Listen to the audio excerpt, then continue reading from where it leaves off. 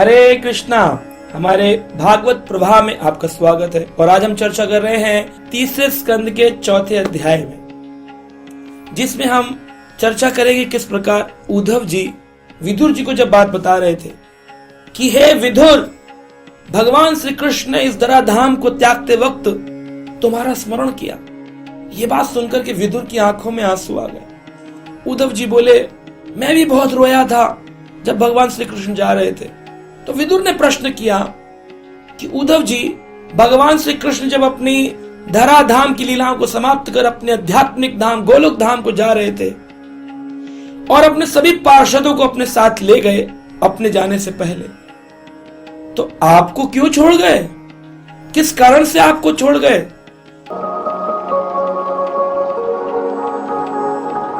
तो आज जो हम श्लोक चर्चा कर रहे हैं, तीसरे स्कंद के चौथे अध्याय का श्लोक संख्या 31, इसमें यह बात पता चलती है। उद्धव जी बता रहे हैं, ये बात सुखदेव मुनि ने परीक्षित को बताई कि क्यों उद्धव जी को छोड़ गए। ना उद्धवो अणो अपि मतः न्यूनः यत् गुणार न आराधितः प्रभु अतो मत वायुनम लोकम गृहाम इह तिष्ठतु। यहां पर कह रहे हैं क्यों उद्धव जी को भगवान अपने साथ नहीं लेकर गए, क्यों छोड़ गए। ना उद्धवम अणु अपि ही मत न्यून हो, क्योंकि उन्होंने कहा मुझसे तुम न्यून हो, न्यूनतम यानी कि निचला। भगवान ने कहा न्यूनोन अपि ही, तुम मुझसे नीचे नहीं हो। जितना मैं हूं उद्धव, उतना ही तत्व तुम्हारे अंदर भी है, न्यूनम अपि। यानी भगवान श्री कृष्ण ने अपना कार्बन कॉपी बताया उद्धव को, और इसीलिए उद्धव जी को गोपियों के पास भेजा था अपना प्रेम का संदेश सुनाने के। वो अलग बात है कि गोपियों का प्रेम सुनकर उद्धव जी का ज्ञान जाता रहा, परंतु भगवान श्री कृष्ण के न आते हुए जो गोपियां दुखी थी, जब उद्धव जी को दूर से देखा तो उनको लगा, अरे तो साक्षात कृष्ण ही है। जब पास आए तो पता चला ये तो उद्धव है। तो इस प्रकार हम देखते हैं उद्धव को भगवान कह रहे न्यूनम अपि, तो मुझसे कोई निचले नहीं हो। इसलिए यत् गुणेर आराधितः, आराधित शब्द का अर्थ है कि तुम्हारे ऊपर भी तीनों गुणों का कोई असर नहीं होता है। गुणार न आराधितः, तुम पर कोई गुण असर नहीं करते हैं। अतो मत वायुनाम लोकम, यानी कि भगवान श्री कृष्ण का जो ज्ञान मैं तुम्हें अब दूंगा, वायु नाम नॉलेज ज्ञान, लोकम उसे लोक में तुम्हें बांटना, ये तुम्हारा कार्य है। और जब तुम इस कार्य को कर लो, विदुर को ये उपदेश दे दो, तब तुम बद्रीनाथ आश्रम चले जाना। वहां पर मैं नर नारायण ऋषि के रूप में तपस्या कर रहा हूं और मैं तुम्हें वहां पुनः दर्शन दूंगा। ये बात भगवान श्री कृष्ण ने उद्धव से कही थी। इसलिए उद्धव जी के यदुवंश के सारे लोग चले गए श्री कृष्ण के यदुवंशी, लेकिन केवल उद्धव रह गए। तो विदुर ने सही सवाल पूछा।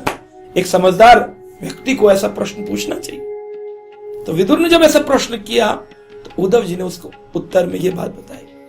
ये चर्चा यमुना के किनारे मथुरा पर हो रही थी और इतनी बात बताकर के उद्धव जी ने कहा, बहुत देर हो गई तुमसे बात करते हुए, आंखों से आंसू बह रहे थे।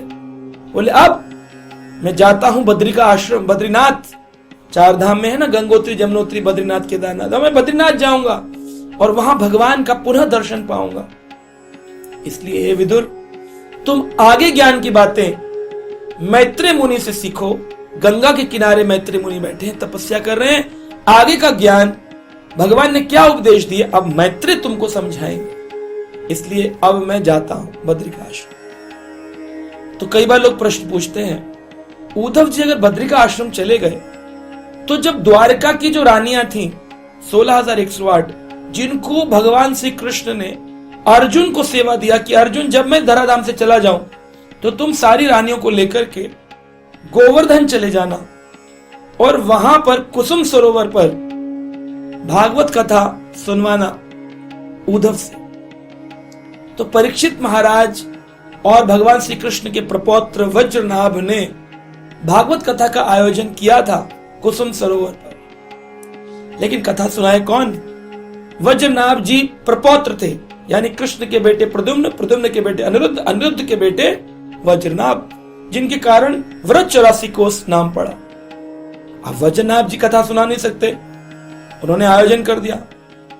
परीक्षित जो कृष्ण से मिले थे वो कुछ बता सकते थे, लेकिन परीक्षित को यह सेवा मिली कि कलयुग कथा के अंदर ना आए, इसलिए परीक्षित तुम पैराबंदी करो, चारों तरफ से सिक्योरिटी लगा दो।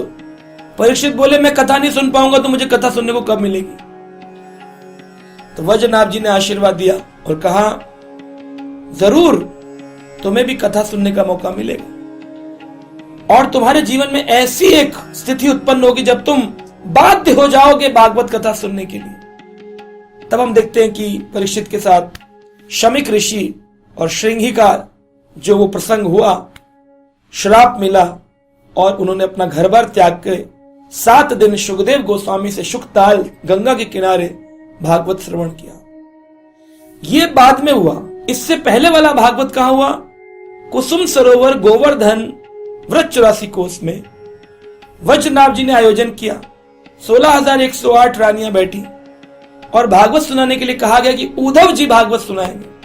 अब उद्धव जी तो है नहीं, वो तो बद्रीनाथ आश्रम में। तो उद्धव जी 2 तत्वों में विराजमान है, एक तो बद्रीनाथ आश्रम में तपस्या करते हैं, और दूसरा उद्धव जी की इच्छा थी कि गोपियों की चरण रज पाने की, तो इसलिए उद्धव जी वृंदावन की गुल्म लता औषधि बन गए, यानी पुष्प पेड़ पौधे झाड़ियों में उद्धव जी विराजमान है।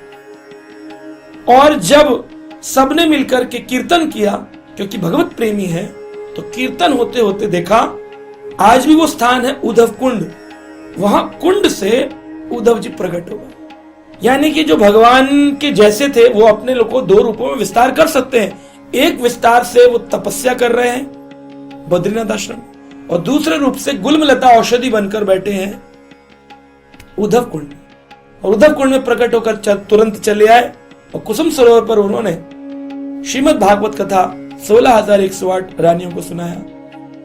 रानियों ने कथा सुनते ही देह त्याग करा और भगवत धाम को चले गए। और उद्धव जी ने परीक्षित को भी आशीर्वाद दिया कि तुम्हारे जीवन में भागवत कथा सुनने का मौका आएगा। तो अब प्रसंग इस प्रकार चलेगा आगे कि उद्धव जी तो चले गए बद्रीनाथ आश्रम में, विदुर जी अकेले रह गए, और अब वो अपने गुरु, क्योंकि उद्धव जी का उपदेश है कि भगवान ने तुम्हारे लिए कुछ इंस्ट्रक्शन दिए, कैसे मिलेंगे? तो कहा तुम अपने गुरुदेव के पास जाओ, मैत्रेय मुनि जो गंगा के किनारे तुम्हारा इंतजार करें। अब यमुना से जहां ये मीटिंग हुई थी गंगा की ओर चल दिए हैं, और अब अगले प्रसंग में हम सुनेंगे क्या चर्चा हुई मैत्रेय और विदुर के बीच में। तब तक के लिए हरे कृष्ण।